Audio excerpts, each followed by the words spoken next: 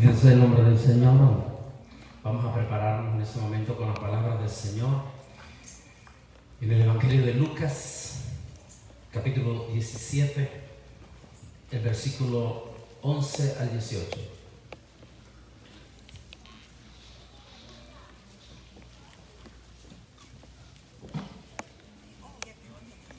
Leemos la palabra del Señor. En el nombre del Padre, del Hijo y del Espíritu Santo.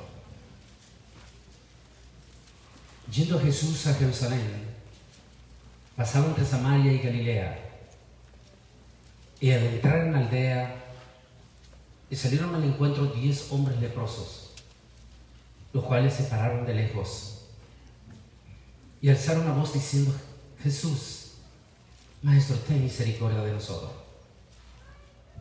Y cuando él los vio, les dijo: id y mostraos a los sacerdotes. Y aconteció que mientras iban, quedaron limpios. Entonces uno de ellos, viendo que había sido sanado, volvió glorificando a Dios a gran voz, y se postró rostro en tierra a sus pies, dándole gracias. Este era samaritano. Jesús le preguntó: ¿no son 10 los que han quedado limpios? ¿Y los 9 dónde están? No hubo quien volviera y diera gloria a Dios sino este extranjero. Oremos. Amantísimo Dios y Padre Celestial, estamos ante el gran trono de tu presencia para darte las infinitas gracias, Señor, por esta santa y bendita palabra que hemos leído para la honra y la gloria de tu Hijo amado Jesucristo. Que su palabra, Señor, no regrese a usted vacía, sino que dé fruto para los corazones. En el nombre de Cristo Jesús te lo pedimos esta mañana. Amén y amén. Los que regresaron para dar gracias. Esta es una historia preciosa, linda, y que vale la pena hacer remembranza de ella. En la costumbre judía, y Jesús cumplió con todas esas costumbres, hay 7 fiestas judías, pero 3 de ellas son obligatorias bajar a Jerusalén, todos los judíos que viven en el país, en cualquier parte del rincón de Israel. Así es que Jesús es 100% seguro que en su vida pública, de sus años públicos, él bajaba por lo menos 3 de esas 7 fiestas de fijo a Jerusalén. La caminata a Jerusalén en aquel entonces era prácticamente a pie, y generalmente utilizaban también el burro o el asno para el traslado de las personas. Las caminatas, lo que lo hacían a pie, aproximadamente se llevaban entre 7 días, entre ir y venir a las fiestas de Jerusalén. Son aproximadamente 170 kilómetros lo que en aquel entonces les tocaba caminar. Jesús, el rabino Jesús, hacía esa gira a Jerusalén desde Galilea, y lo normal era que caminaban 20, 30 kilómetros por día y se quedaban en uno de esos pueblos, aldeas. Allí dormían la noche y proseguía su caminata. Para ese momento la fama de Jesús ya había crecido en todititos de esos pueblos, en toda la Galilea. Era profundamente conocida la historia de Jesús. Y en una de esas, en su caminata, esta caminata por Samaria, los pueblos de Samaria, esos pueblos, aquí está uno de los más famosos de esa época. En ese lugar, en este pueblo famoso, por 3 acontecimientos que pasaron allí en la historia de la vida pública de Jesús. Este era un pueblo grande. Adelantito está pasando ese pueblo, está la aldea donde él va a pasar el acontecimiento que leímos esta mañana. En este pueblo vivían mayoritariamente extranjeros. Se les decía popularmente samaritano. Estaba compuesto por muchos extranjeros. La mayoría eran griegos, habían turcos, habían de las otras naciones ahí. O sea, había una mezcla de europeos y griegos, libaneses que vivían ahí. A todos ellos, sin importar de qué país fueran, a todos ellos se les ponía en el mismo costal como samaritano. Mire qué interesante, la historia no ha cambiado en mucho tiempo. Hoy en día, aquí en Estados Unidos, a todititos los hispanos, cuando usted habla con los anglos, a todititos los hispanos les llama mexicanos. Y en realidad no son todos mexicanos, hay centroamericanos, hay suramericanos, pero para los anglosajones todos son mexicanos. Y así los toman como mexicanos. Exactamente, esa es la mismísima historia en la época de Jesús. A todos ellos se les decía samaritano. Detrás de esa colina, que está allá en las partes de Galilea, estaba un lugar que también es famoso en la Biblia. Era como los judíos no comen el cerdo, pero en aquel entonces los extranjeros sí lo comían. Entonces había un criadero de cerdo allá que se llamaba, detrás de ese estado, que se llama Gadarea. Allí está el famoso incidente que se dio. Recuerdan, han leído mucho ustedes del acto de cerdo, porque ese criadero de cerdo alimentaba a este pueblo.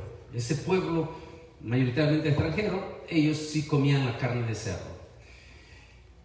No era normal que un rabino judío, por los prejuicios religiosos, a veces los prejuicios religiosos son más dañinos que la persona inconversa. El religioso cierra más la puerta a las almas para que entren al cielo que a veces el propio inconverso. La religiosidad judía era tan fuerte que un rabino judío no se atrevía, volvamos a la imagen, no se atrevía a pasar por ese pueblo. Ahora, como era un pueblo próspero, era un pueblo comercial, también vivían judíos, pero judíos influyentes en ese pueblo. Allí un día Jesús pasa por ese pueblo, y cuando viene en esta calle, esta es la calle principal, cuando viene por esa calle, como él ya era conocido popularmente, se aglomeró toda la gente allí para recibir a Jesús mientras él iba pasando por esa calle. Mientras él viene caminando en esa calle, una mujer de origen libanés se arrima con su corazón profundamente dolido, lo más profundo como madre. Su hijo está desahuciado, no hay posibilidad de vida para su hijo. Aquella madre extranjera está desbaratada, está destrozada. Ella anhela un milagro para su hijo. Y entonces ella se va, se mete y llega hasta el frente de Jesús. Cuando Jesús la ve, ¿por qué Jesús se dio cuenta que no era judía? Porque la costumbre judía es que la judía tenía un atuendo que automáticamente le identificaba que era judía. Las gentiles no utilizaban ese atuendo. Así es que cuando ella se acerca a la señora, Jesús se da cuenta que no es una judía. Y se acerca donde Jesús y le dice: Señor, necesito un milagro. Y esto a veces es difícil, aún para nosotros evangélicos, entender. El rabino Yeshua, porque él viene rodeado de una multitud de judíos ahí, judíos religiosos. Y Jesús se voltea y le dice: no está bien dar el pan a los perrillos. ¿Cómo lo hubieran tomado ustedes? Sobre todo en estos días, en estos últimos años, donde están bien sensibles los inmigrantes, y cualquier reacción que haga un güerito, como dicen los mexicanos, de inmediato lo acusan a este güerito de racista. de racismo.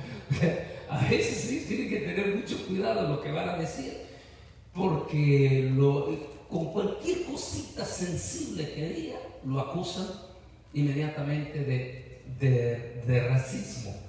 ¿Cómo lo hubieran tomado en ese momento? Te pongas en ese momento los inmigrantes en aquel momento allá, cuando Jesús le dice esta expresión que suena fuerte para esta señora. Y entonces, pero a veces es muy importante conocer por qué Jesús, no porque Jesús tenía problemas religiosos, no, ya lo sabemos que no. Pero Jesús está lanzando una enseñanza en ese momento. ¿Para quién? No para los extranjeros, sino para su propia gente. En la iglesia nosotros diríamos, a veces Dios nos tiene que dar lecciones a nosotros, porque nosotros a veces nos creemos demasiado santos, que no queremos ni siquiera tocar a una persona inconversa. Y consideramos que esos inconversos no tienen derecho a la salvación. Tal vez no lo decimos con nuestros labios, pero con nuestros hechos lo estamos demostrando. Entonces, cuando Jesús le dice, no está bien dar el pan a los perrillos, la mujer, por supuesto que es una palabra dura. Póngase usted los zapatos, una palabra dura. ¿Cómo se hubiera sentido usted como mujer?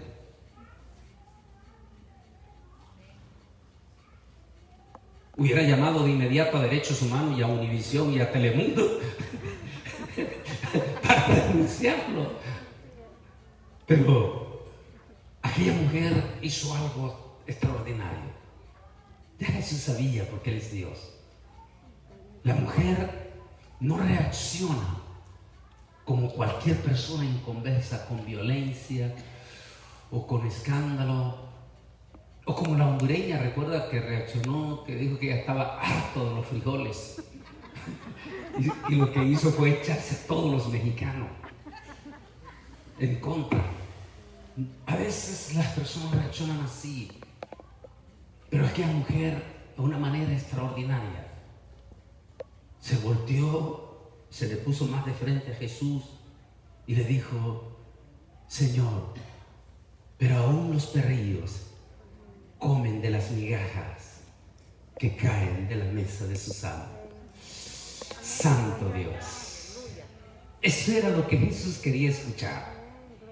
Y se volteó Jesús y se voltea a los religiosos y le dice, en todo Israel no he encontrado una fe como la de esta mujer.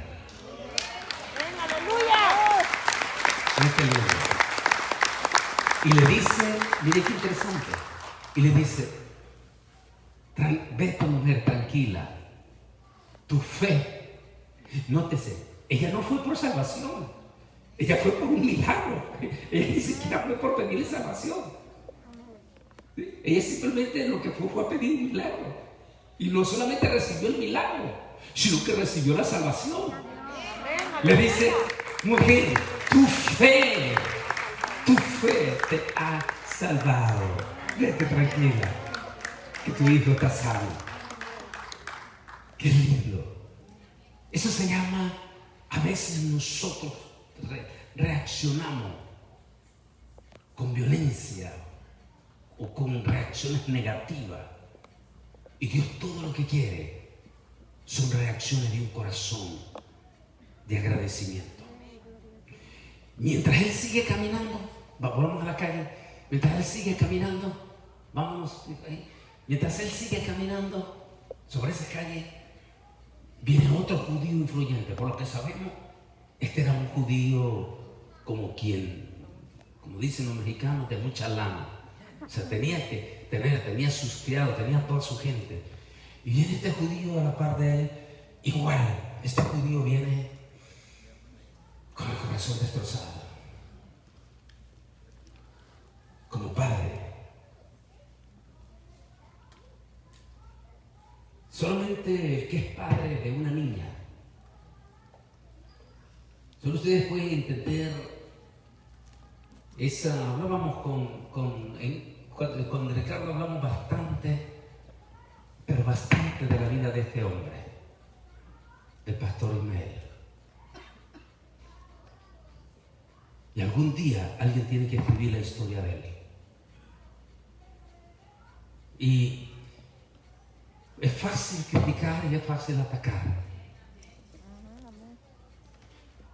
Pero ayer que miraba a Estrella ahí involucrada en el ministerio, a mí me gustó muchísimo, me impactó.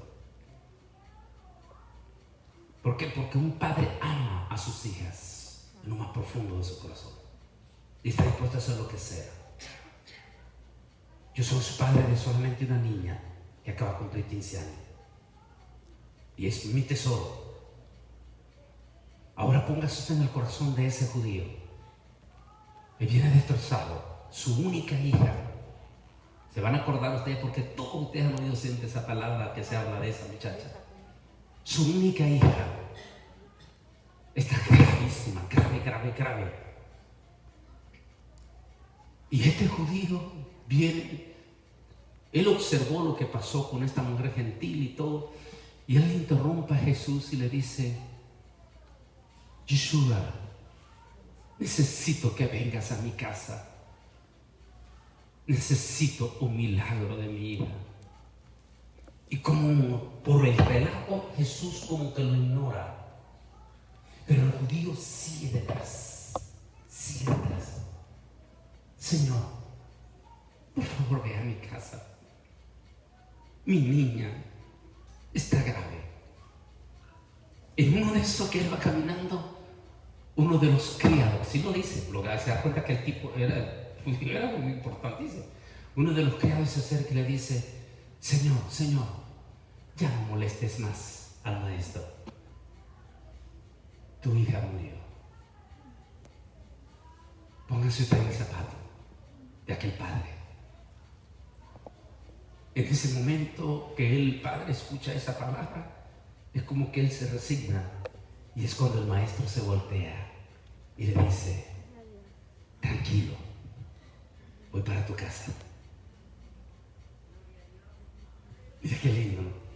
La persistencia. El judío pudo haberse ido en un momento cuando Jesús lo ignora, pero él persistió y fue. Y cuando le dan la triste noticia, la noticia dolorosa, en ese momento se voltea a Jesús y le dice: tranquilo Jairo, voy para tu casa, vámonos. Y escoge Jesús a los hijos de Zebedeo, a Juan, a Simón, y se va con ellos a la casa de Jairo.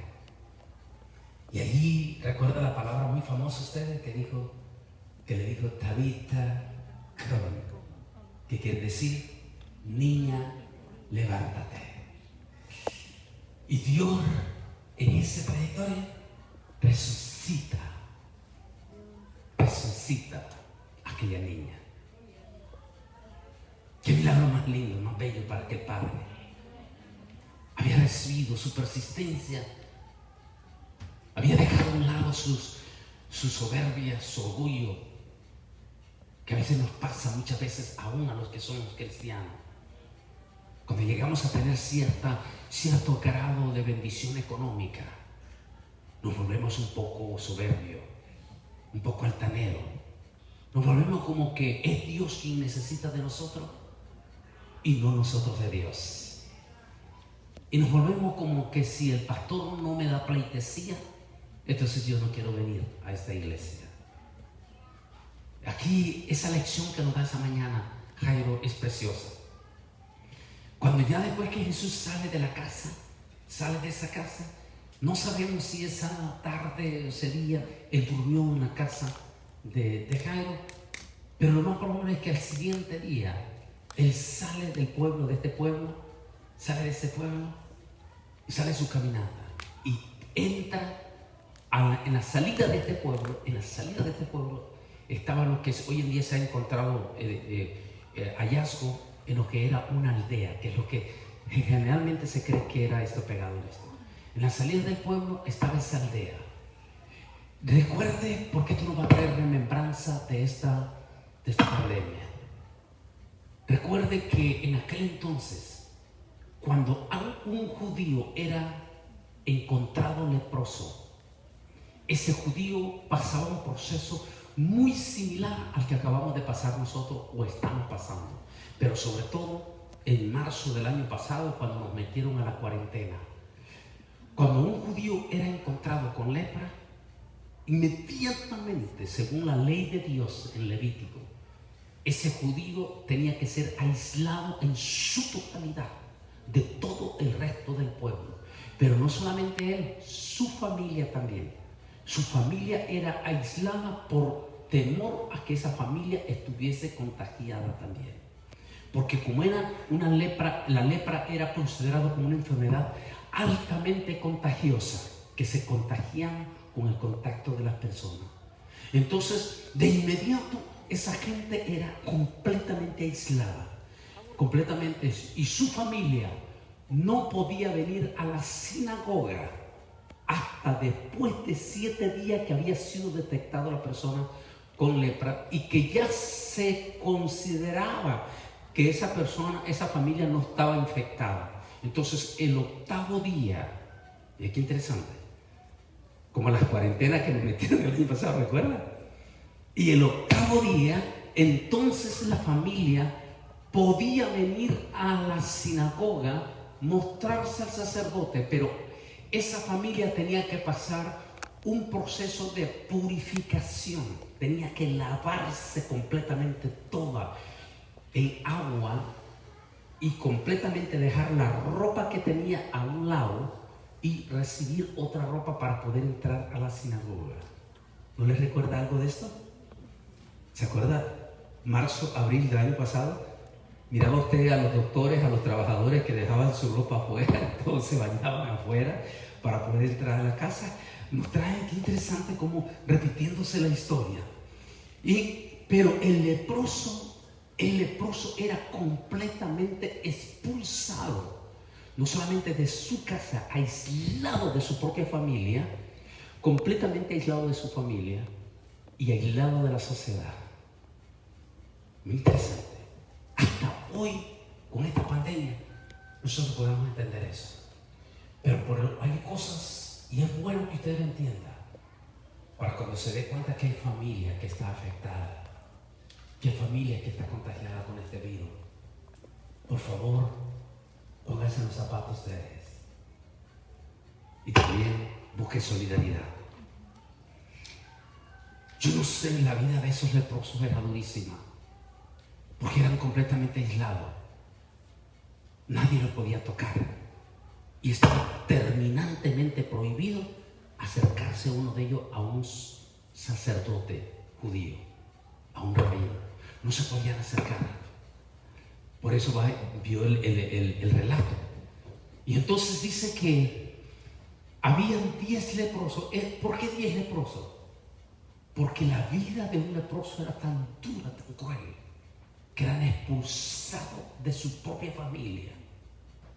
Y tenían que ir de la noche a la mañana a dormir en la calle, vivir en la calle y vivir de las migajas. En otra palabra, de los basureros. Así que la vida era dura, de manera que, ¿cómo podían sobrevivir ellos?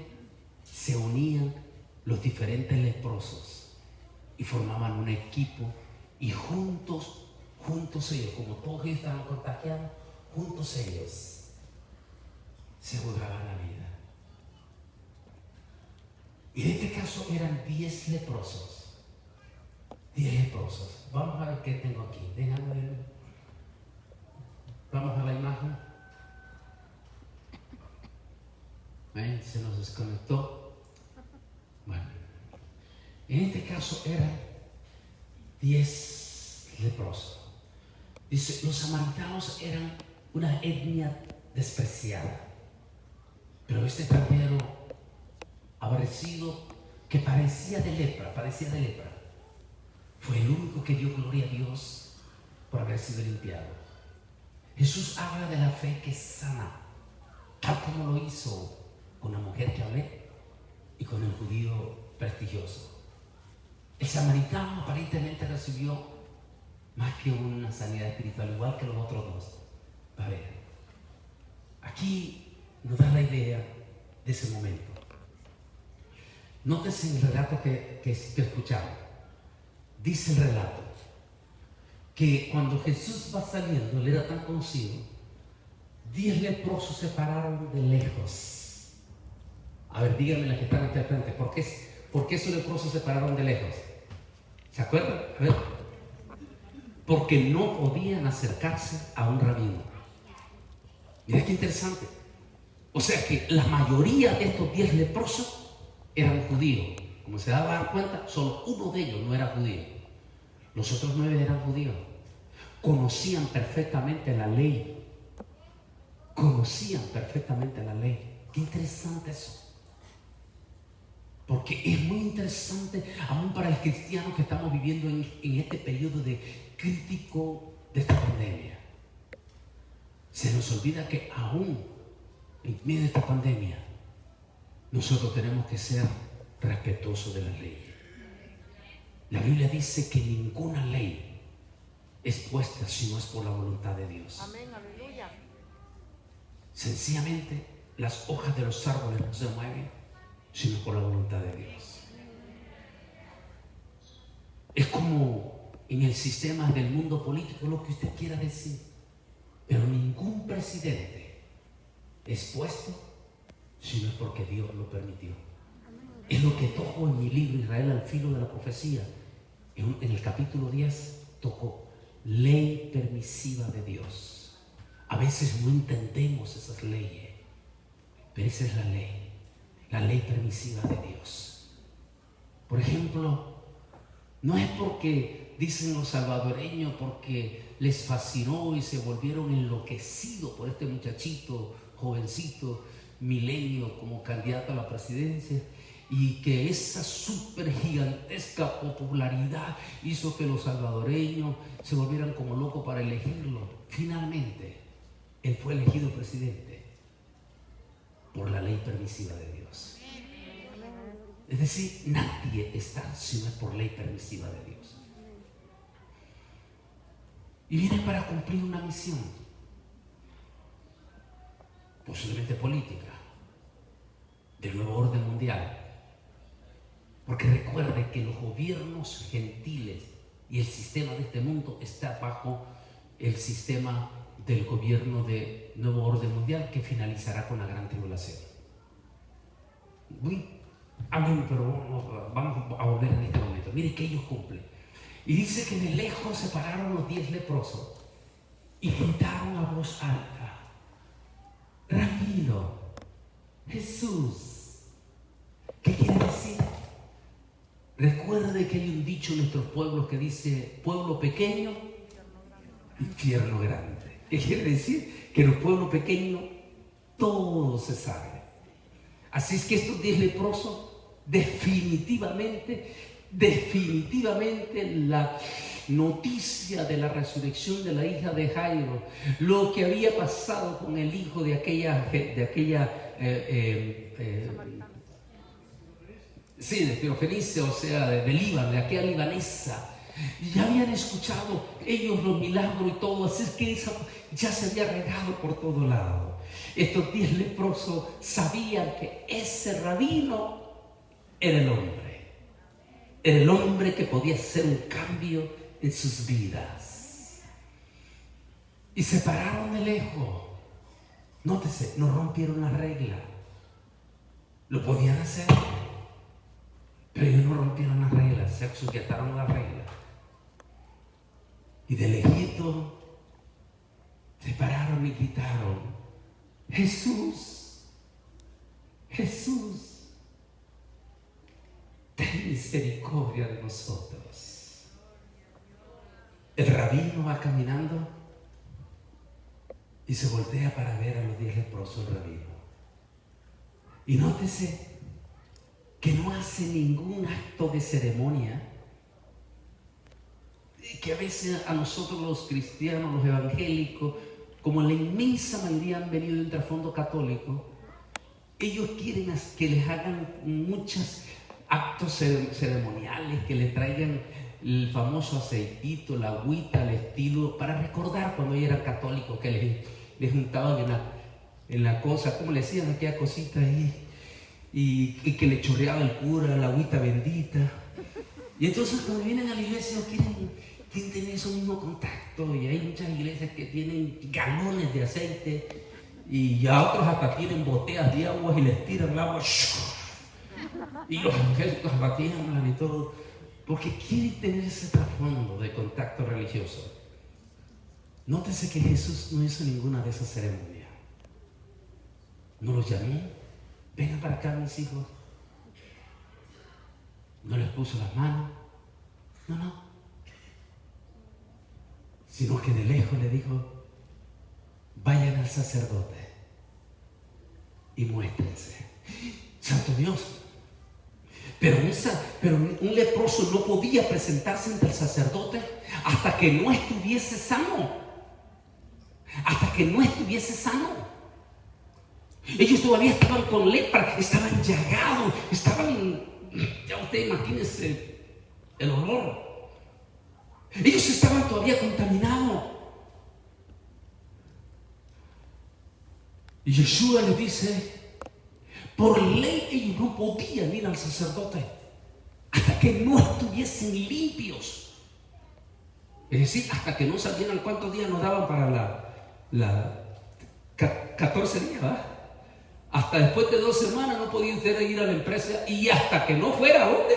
Después que usted lo vea, hasta que no se haga la prueba del PCR, y que el PCR diga que usted está limpio, entonces ya puede llegar a la empresa de trabajo. Entonces, ellos no podían. Y en ese momento, Jesús simplemente les dice, vayan y mátense al sacerdote. Recibieron una orden de acto de fe. Una orden de acto de fe. Ellos podían haber reaccionado negativo y decir, pero Señor, todavía estamos leprosos.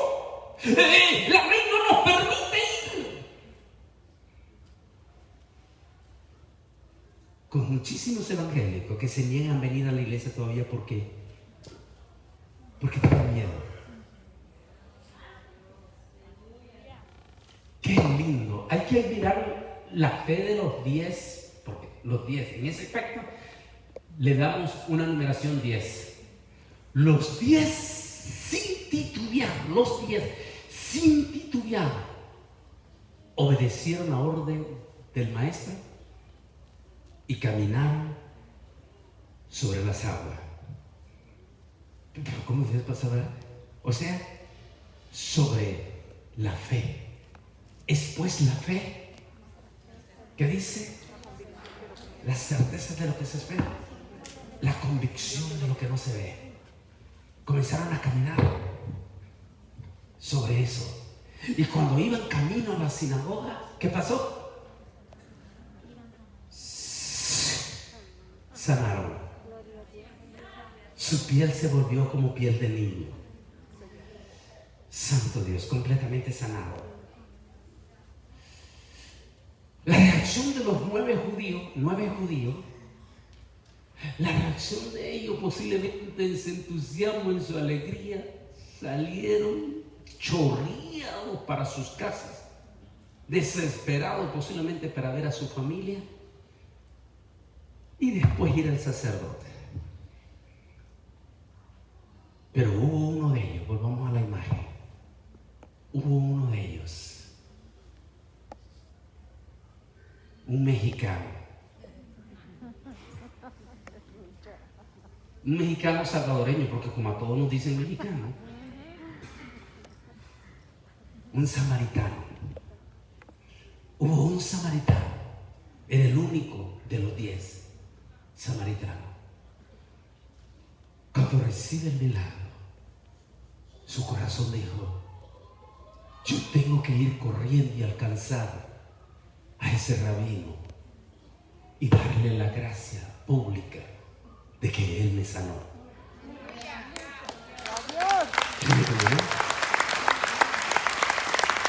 Y como él ya está limpio, él se podía acercar al rabino. Así es que viene corriendo entre eso y logra alcanzar al rabino. Y cuando lo alcanza, dice que se tiró, nótese, por aquellos que son fanáticos seguidores de Casu Luna y de Guillermo Maldonado y que les fascina que los bote pata para arriba. Nótese que viene el samaritano y se postró en tierra, con rostro en tierra, a los pies de Jesús. Señal de respeto, de admiración y de adoración a Jesús. Y cuando se postra, Jesús lo levanta y se voltea a toda la multitud de judíos y le dice, porque todos son pueblo pequeño y todos se conocían, y dice Jesús, ¿no fueron 10? ¿Dónde están los otros 9? Ninguno de ellos se detuvo para dar gracias. ¿Cuántos de ustedes reciben? Yo quiero pedir que se pongan de pie en este momento, porque vamos a prepararte para el otro culto también ya.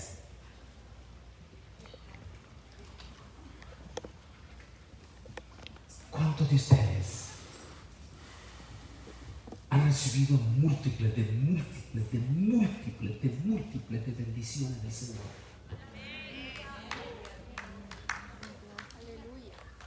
Y lo han sido agradecidos.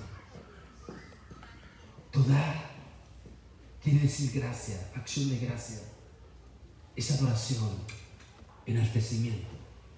Esta palabra deriva del verbo yadar, el cual significa dar o exaltar, dar gracias o exaltar. La raíz de yadad es yad. Estoy pronunciando como se pronuncia en hebreo. Yad, que quiere decir mano. Por tanto, dar gracias o alabar a Dios, el levantar, extender tus manos en agradecimiento a Él. Toda, aparece más de 30 veces esta palabra. Cuando vemos a nuestros muchachos, a nuestros músicos, y cuando subí aquí le dije al hermano y estaban ahí con Milton, y dije, ya se despertaron los muchachos, pero en forma de broma. ¿Por qué? Porque esos muchachos se tuvieron que levantar tempranísimo para venir a ensayar en la música, para promover que el pueblo de Dios aprenda a levantar sus manos, aprenda a exaltar al Altísimo y a decir en alabanzas palabras de agradecimiento. Miramos a Rolando. Como Rolando subió con aquel entusiasmo de esas alabanzas y ese ritmo, y lo hacía con tanto gozo y alabanza. Por eso nuestros músicos, nuestros muchachos de alabanza, son muy amados por Dios. Porque esos muchachos se suben con el corazón y ellos lo hacen con tanto deseo. Cuando usted ve a Milton, a alabar, lo hacen con tanto amor en exaltar. Eso es algo que a Dios le agrada muchísimo. El agradecimiento, dar gracias a Dios, levantar tus manos, glorificar al Rey, llorar, a veces hacer cosas que a veces a ti no te gustan, pero a Dios le agrada. Hay hermanos, hermanitas que se vienen hasta el centro y comienzan a danzar y tal vez ni al pastor le gusta, pero se guarda el reservo porque esa persona lo está haciendo en agradecimiento al Santo, al bendito, al Rey. Aprendamos a ser agradecidos.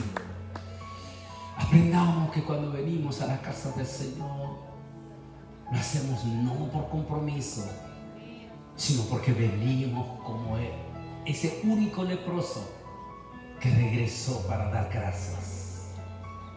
Y finalmente el Señor, mire qué lindo, el leproso vino para dar gracia, y no solo recibió la sanidad de su lepra, sino que recibió, ¿qué más?